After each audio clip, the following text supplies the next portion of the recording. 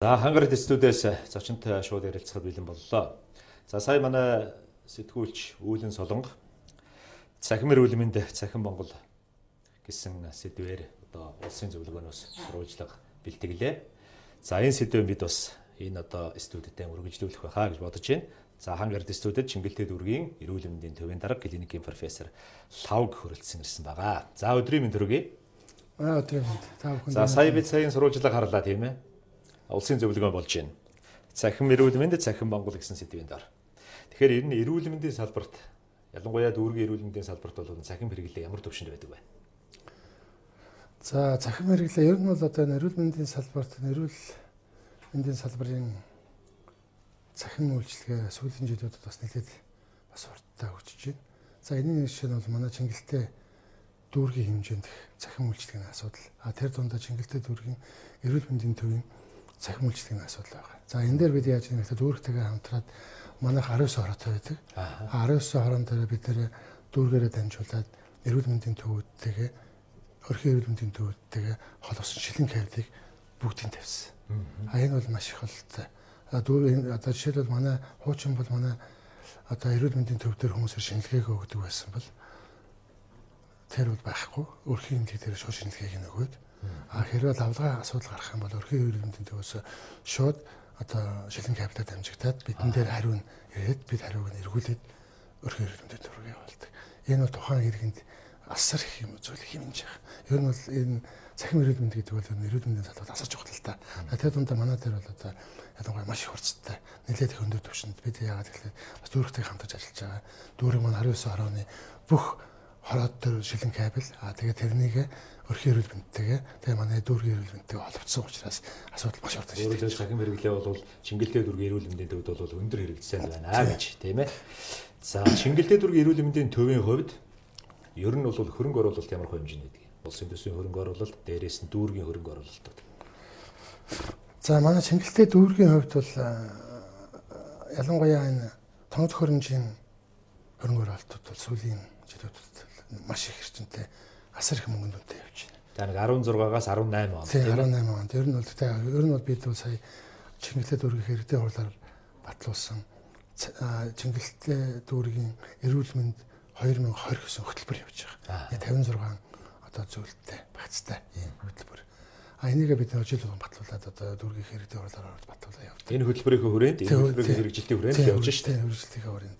Тэгэхэд л одоо тэгээд энэ ер нь бол одоо ингээд энэ хүрээндээ явж байхад өнөөдрийг хүртэл манай яг дүүргээс бол 560 орчим сая төгрөг хөрөнгө оруулалт хийсэн байдаг. Нэлээд өндөр дүнтэй байна тийм ээ. Тийм, ер нь бол гэхдээ энэ бол ганцхан эрүүл мэндийн төв дээр биш. Мөн өрхийн эрүүл мэндийн төв. Өрхийн эрүүл мэндийн төвд дүүргийн хэмжээ тийм. Нэг том жишээ байх юм бол одоо биднээс өнгөрсөн 17 онд эрүүл мэндийн дэмжигчид болгон зарласан. Тэрнийхээ хүрээнд мөн дүүргийн хөрөнгө оруулалтаар бид нэр олон улсын жишгт нийцсэн өрхийн эрүүл мэндийн төвийг барьсан. Дүүргийн 2 3 давхар үндсэндээ.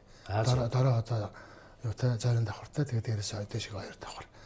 Тэгээд метр квадрат 1050 метр квадрат. Бүхий ийм одоо том өрхийн эрүүл мэндийн төв. Хуучин одоо бидний нийл зайлшнаар бол хойно Тэнжин мянгат гэсэн үг. Тэнжин мянгат тэнцээ. Тэр бол яг хүмүүсийн төвлөрөлтөө манай 12 дугаар хороо бол 16 мянган хүн хамтаа. Нэлээд их хүн хамтаа. Тэрэн дээр яаж юм гэхээр хамгийн сүүлийн тоног төхөөрөмжүүдийг тавьсан байгаа.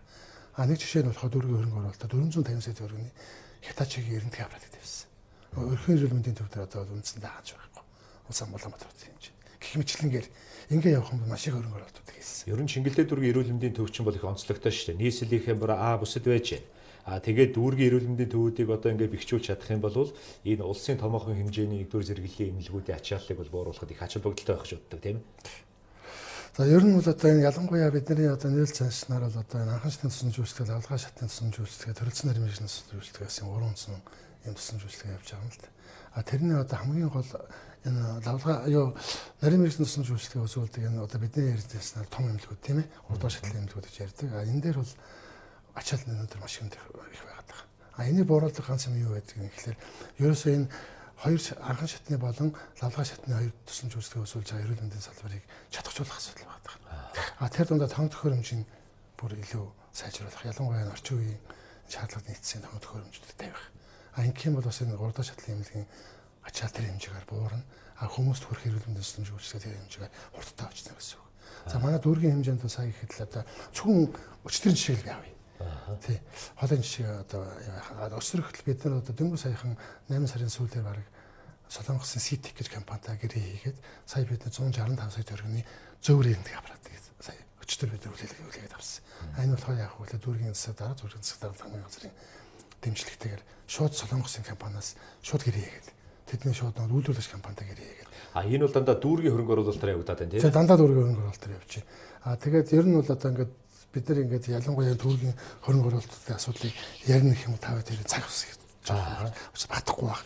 Ер нь бол би сая хэллээ ш 500 одоо бараг 60 сая төгрөг гэдэг бол энэ бол асар их хэмжээний мөнгө шүү дээ.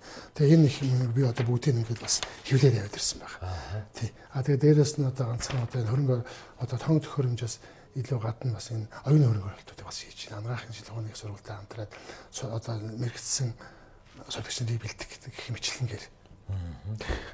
Тоног төхөөрөмжийн хувьд гэхэд одоо саяны миний хэлдэг тэр Hitachi эрдэнэтийн аппарат байна, саяны зөвөрийн эрдэнэтийн аппарат байна. Гэтэл одоо 2017 оны эрүүл мэндийг дэмжигч болгох зарласантай холбогдуулаад бид нарт бас хамгийн сүүлийн үеийн 3-4 одоо эрдэнэтийн аппаратууд яханы аппаратуудыг тэр нь болохоор яг хөглөө эмэгтэйчүүд жирэмсэн эмэгтэйчүүдийг эдгээр тандаа тусдаа одоо юм ажиллагаа явуулдаг. Хуучин бол бид одоо нэг л аппараттай байдаг байсан бол өргүүлтэй эмэгтэйчүүдийн аппарат нь тусдаа нэг таажигтай байгаа жишээ. Хүүхдийг бас нэг тусдаа таажигтай байгаа. Энэ бүхнийг ингээд тэгээ манайгаас одоо юун дээр чамар холын өвчлөлтийг одоо үздэг кабинет дээр гэтэл одоо юуны мэд клиний юуны маш гоё тийм аппарат байдаг. Шууд нэг өвчтнийг шууд өөрөө өвчтөнтэйгээр хамт үзээд явдаг. Чихэн доторх одоо юм шууд юугаар хараад компьютер дээр хараад ингээл явдаг. Ер нь дандаа сүүлийн аппаратуудыг бол дүүрээс ингэ нийлүүлэгдсэн байна. Энэ өндөр хэмжээний өндөр дүнтэй ийм хөрөнгө оруулалтыг дүүргийн эрүүл мэндийн төвд одоо хийснээр иргэдэд хүрч байгаа тэр эрүүл мэндийн тусламж үйлчилгээний чанар хүртээмж бол их сайжирч байгаа да. Ер нь бол тэр бол ойлгомжтой. Ер нь бол бид бол одоо ялангуяа одоо хуучин бол одоо хийж чаддаг байсан шинжилгээнүүд өөрөөсөө харж чаддаг байсан аппаратуудыг бол заавал ч нэгдүгээр эмнэлгүүдийн 3-р эмнэлгээрөө иргэдийг явуулдаг байсан бол одоо бол тийм бол байхгүй. Бид шууд өөр төр асуудлыг шийдэл явуулж байна. Хэрвээ яг 3-р эмнэлэг гэдэг нь нэгдүгээр эмнэлэгтэй асуудал ярихаар болох юм бол бид нар мөн адилхан төрлийн захим гэдгээр шууд нэгдүгээр эмнэлгийн захимчилж рүү явуулаа. За ийм хүн байгаа. Энэ хүний хариуг нийлээд өгөөч гэмээр шууд иргэд хүрэх. Тэд нэгдүгээр эмнэлгээс хариу. За юм чи ингэсэн байж. Тэгвэл бид бас тэр хүн рүүгээ өрхийн эрүүл мэндийн төв рүү бас шууд сулжигээрээ тэр өнөр нь явуулчихдаг жишээтэй. Ингэх юм бол энэ чинь одоо асар их хүмүүсийн цаг цав ингээд бүх юм л бас хэмнэж байгаа. Энэ хөрөнгө оруулалтын техник технологийн өвчин шатлыг дагаад одоо боловсон хүчнээ сургах дадлагжуулах иймэрхүү зүйлсүүд бас явах уу? Тэгэлгүй яг. Ер нь бол одоо мэдээж тоног төхөөрөмж сүүлийн үеийн тоног төхөөрөмжүүд гэдэг бол өөрөө бас хүмүүс их нарийн мэрэгч шаардсан тоног аппаратууд байгаа. За жишээ сая нэг жишээ гэхэд бид 16 онд бүгд намд хатулсан өвөр Монголын өөртөө сохорны Охотын Монгол олон улсын Монгол эмнэлэг гэж байдаг. Тэрэнд бол бид бол 21 хүнийг бид нар явж сургуулсан. Сургахтаа бид ганцхан юм чи явуулаагүй. Баяр нь явуулж байгаа. Тэгэхэд энэ бүхний зардлыг манай дүүрэг өөрөө тааж байгаа. Энэ бол тэгээд оюуны бас их хөрөнгө оруулалт хийж байгаа. Өрхийн эрүүл мэндийн төвүүдийн байдал бас ямархуу байна да. За ер нь бол одоо өрхийн эрүүл мэндийн төвүүд гэдэг маань одоо хүмүүс бол өрх гэхлээр одоо тийм нэг одоо залуухан юм инженер байдаг гэж ойлгоод одоо бас өрхөөсөө илүү дандаа 2 дугаар шатлал 3 дугаар шатлал хандаад байгаа юм л та. Дадлаггүй дуршлаг байгаа. Тэгвэл өнөөдөр бид нар ингээд статистик тоо гаргаад үзтлээ л те. 16-аас одоо 18. Гэтэл одоо хуучин юу гэдгийг нэг одоогоос 2 жилийн өмнө нэг 1000 гаруй хүн үзүүлдэг байсан бол өнөөдөр өрхийн эмнэлэгтэй ханддаг хүмүүсийн тоо бараг 5000 гарсан байна. Бараг 2 дахин нэмэгдсэн. Энэ бол яаж юм бэ? Бас эрүүл мэндийн үйлчилгээ тэр хэмжээгээр иргэдэд хүрч байна л гэсэн үг. Дараагийн шатны эмнэлгүүдийн ачаал бас тэр хэмжээгээр буурч байна гэсэн үг л дээ тийм. Хуучин бол бид нар одоо ингээд шинжилгээ авахгүй л одоо эрүүл мэндийн төв дээр ингээд баахан өглөө очирлал ингээд байдаг. Одоо ямар ч очир байхгүй болсон шүү дээ. Яаж ингээд эрүүл мэндийн шууд өрхийн эрүүл мэндийн төв дээр өглөө шинжилгээ авчдаг. Тэгээд тэндээ зарим шинжилгээнүүд хариуг шууд гаргаж байна. Болохгүй одоо тэр арай жоох юмнуудыг нөхөр манай эрүүл мэндийн төв захимаар явуулчих байгаа учраас хариу бол асуудал байхгүй. Иргэн даалж унаашаа орж ирэх шаардлага. За та бүхэн ярилцах цаг ерөнхийдөө төгөж байна. За ингээд танд их баярлалаа. Өнөөдөр шууд студид ирж зочноор ярилцсан. За үзэгчдээ бид Хангар студиэс шууд зочныг та бүхэнтэй уулзууллаа. Энэ удаа Чингэлтэй дүүргийн эрүүл мэндийн төвийн дарга клиникийн профессор Лавга оролцож энэ дүүргийн эрүүл мэндийн төвүүдэд одоо дүүргээс олон улсын төсвөөс хөрөнгө оруулалт хэрхэн хийж байгаа, түүний үр дүн ямар байгаа, за эцсийн үр дүн болох одоо манай иргэдэд хүрч байгаа эмнэлгийн тусламж үйлчилгээ ямар шатанд байгаа вэ гэдэг сэдвээр одоо товчхон ярилцлаа.